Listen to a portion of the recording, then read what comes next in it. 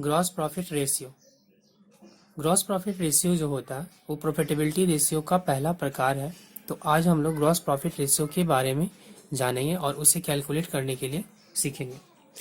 Gross profit ratio gross profit और sales के बीच का रिलेशनशिप होता है। यह जितना ही ज़्यादा होगा बिजनेस के लिए उतना ही अच्छा होगा, अर्थात ग्रॉस प्रॉफिट रेशियो जो है वो जितना ज़्यादा होगा बिजनेस का प्रॉफिट उतना ज़्यादा शो करेगा। यह बिजनेस की लाभार्जन क्षमता अर्थात बिजनेस कितना प्रॉफिट करता है उसके बारे में बताता है। तो यहाँ पर हम इसे कैलकुलेट करने के लिए, इसे सीखने के लिए, इसे कैलकुलेशन को सीखने के लिए हम एक क्वेश्चन लेते हैं और उस क्वेश्चन के थ्रू हम लोग सीखेंगे कि कैसे ग्रॉस प्रॉफिट को कैलकुलेट किया जाए और देन उसके बाद रेशियो को कैसे निकाला जाए। तो यहाँ पर एक क्वेश्चन है हमारा। क्वेश्चन में ओपनिंग इन्वेंट्री हमारा ओपनिंग स्टॉक होता है जो कि 50,000 है। परचेज 1,50,000 है। परचेज रिटर्न 20,000 है। वेजेस 10,000। Revenue from operation 2,50,000। हम फिर से बता देते हैं, रेवेन्यू फ्रॉम ऑपरेशन जो होता है वो हमारा सेल्स होता है और closing inventory means closing stock 40,000 है। तो हमें इंफॉर्मेशन दिया गया है और हमें ग्रॉस प्रॉफिट रेशियो को निकालना है। तो ग्रॉस प्रॉफिट रेशियो जो होता है वो परसेंटेज में निकलता है। जितने भी प्रॉफिटेबिलिटी रेशियो होते हैं वो परसेंटेज में निकलते हैं, ठीक है। तो यहाँ पर हमें ग्रॉस प्रॉफिट रेशियो को निकालने के लिए पहले ग्रॉस प्रॉफिट को निकालना होगा और सेल तो हमारा दिया हुआ है, क्योंकि हम लोग जानते हैं कि gross profit ratio is equal to होता है gross profit divided by net sale into 100। Gross profit ratio is equal to क्या होता है,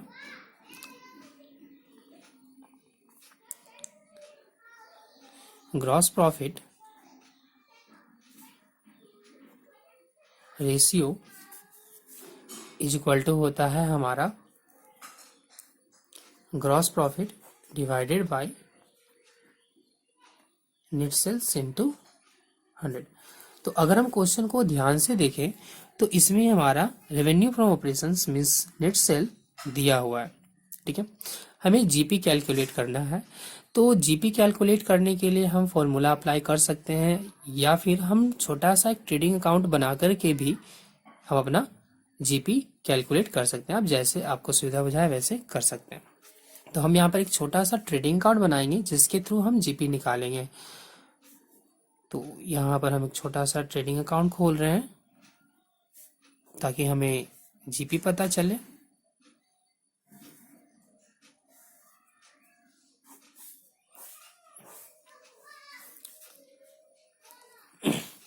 तो इस ट्रेडिंग अकाउंट में पहले हमको opening inventory means opening stock डालना होगा टू ओपनिंग इन्वेंट्री जो कि है हमारा 50,000, ठीक है। फिर परचेज दिया हुआ है हमारा टू परचेज, हम लोग जानते हैं परचेज है हमारा 1,50,000 का। चूंकि परचेज रिटर्न दिया है तो हम इसमें से परचेज रिटर्न को लेस कर लेते हैं। लेस रिटर्न जो है हमारा 20,000, तो हमारा नेट परचेज 1,30,000 का हो जाता है। वेजेस जो कि हमारा डायरेक्ट एक्सपेंसेस में आता है, वेजेस वो है हमारा 10,000। Revenue from operation means sales दिया है तो ये बाय में चला जाता है, बाय सेल्स आपका 2,50,000 and by closing stock means by closing inventory.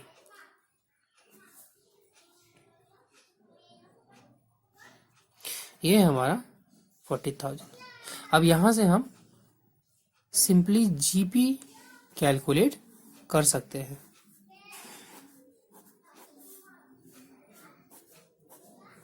इधर हमारा क्रेडिट साइड 2,90,000 होगा टोटल।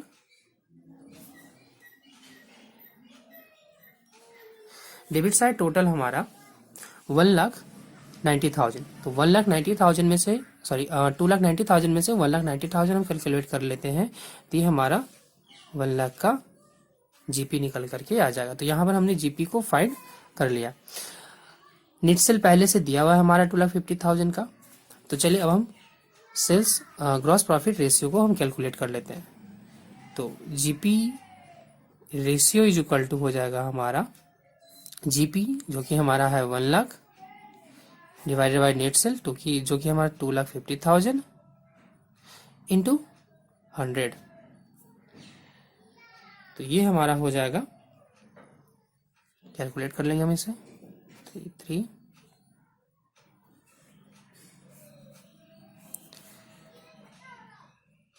1,000 डिवाइडेड बाई 25, ये हो जाएगा हमारा 40%।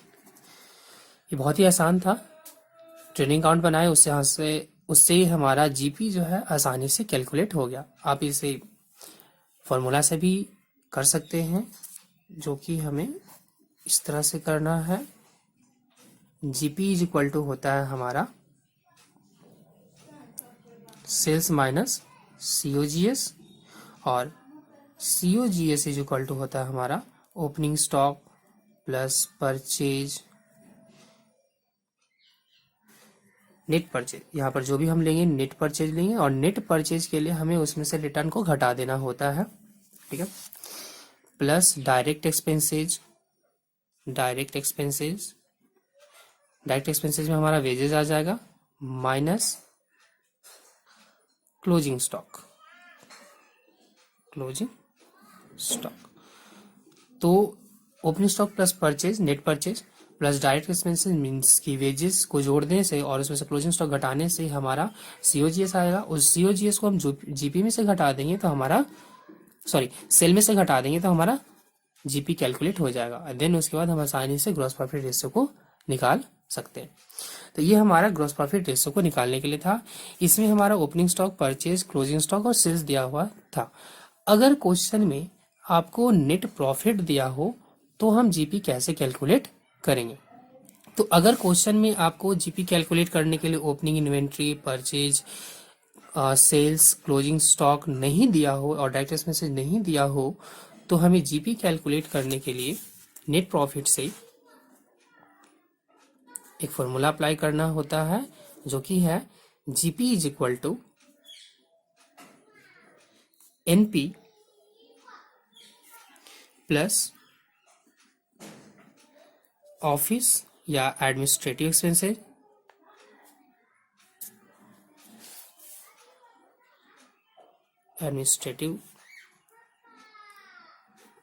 एक्सपेंसेस प्लस फाइनेंशियल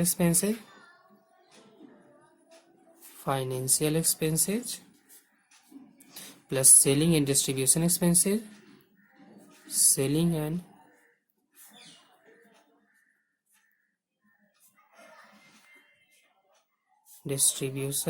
एक्सपेंसेस ठीक है। तो जैसे ही अगर आपको क्वेश्चन में, किसी भी क्वेश्चन में नेट प्रॉफिट दिया हो लेकिन जीपी को कैलकुलेट करने का कोई इन्फॉर्मेशन नहीं दिया हो, ठीक है, तो हम नेट प्रॉफिट से जीपी को कैलकुलेट कर सकते हैं जब हम इस फॉर्मूले को अप्लाई करेंगे तब। एक ऐसा ही क्वेश्चन हमारे पास है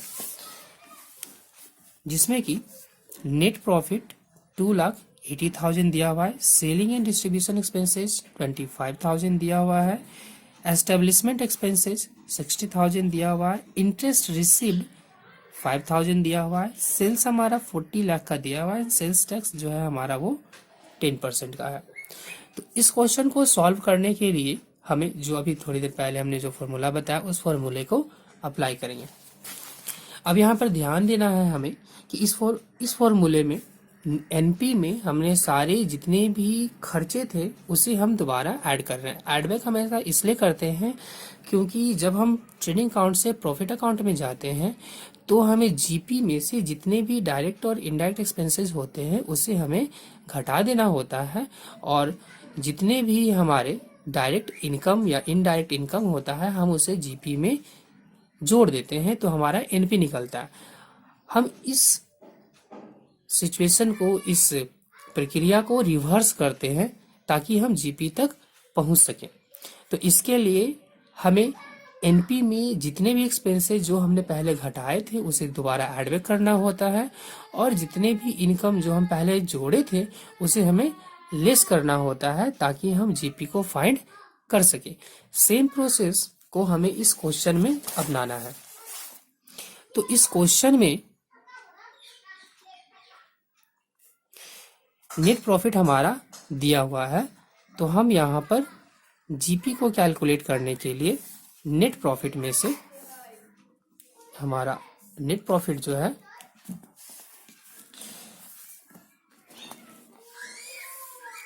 नेट प्रॉफिट में से सेलिंग एंड डिस्ट्रीब्यूशन एक्सपेंसेस को घटाएंगे। सेलिंग एंड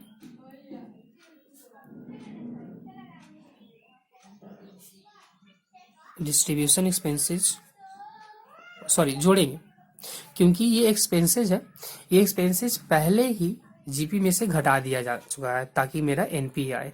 और अब चूंकि हमें एनपी से हमें जीपी तक पहुंचना है, तो जो एक्सपेंसेस हम पहले घटा दिए थे उसे हम दोबारा ऐड बैक करेंगे। तो एनपी में हम सेलिंग डिस्ट्रीब्यूशन एक्सपेंसेस जोड़ेंगे प्लस एस्टेब्लिशमेंट एक्सपेंसेस जोड़ेंगे,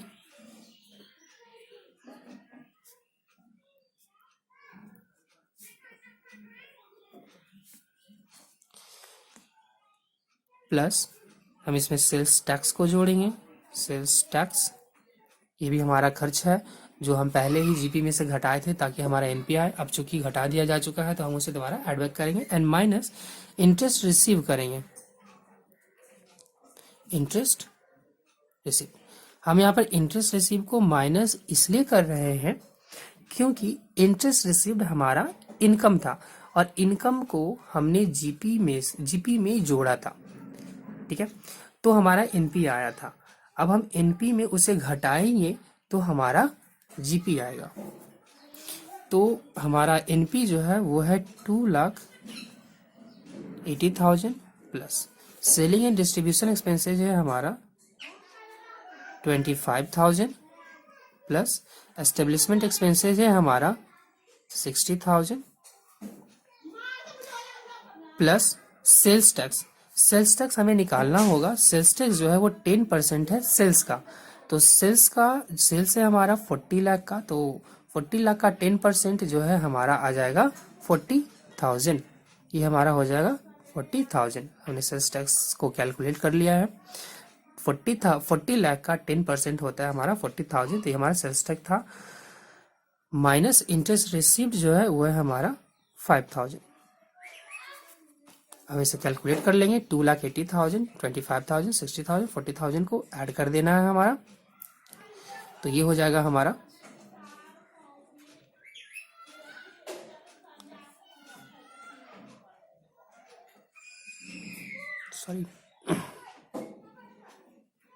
5,000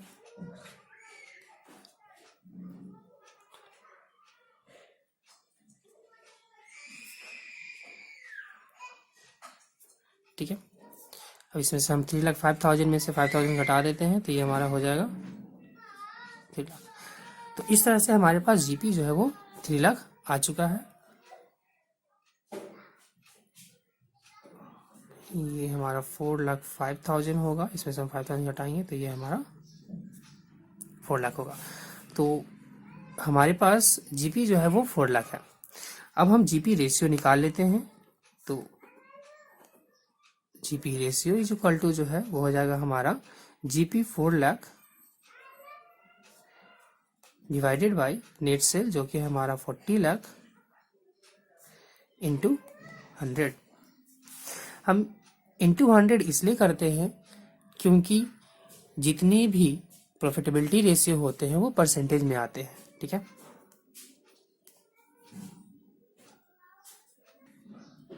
तो हम इसे सॉल्व कर लेते हैं। तो ये हो जाएगा हमारा 400 डिवाइडेड बाय 40, ये हो जाएगा हमारा 10%, ठीक है। तो इस तरह से हमने जीपी रेशियो जब आपका एनपी दिया हो तो हम कैसे कैलकुलेट करेंगे ये सीखें, और जब हमारा opening stock, purchase, closing stock, sales और वेजेस दिया हो तो हम कैसे सीखेंगे।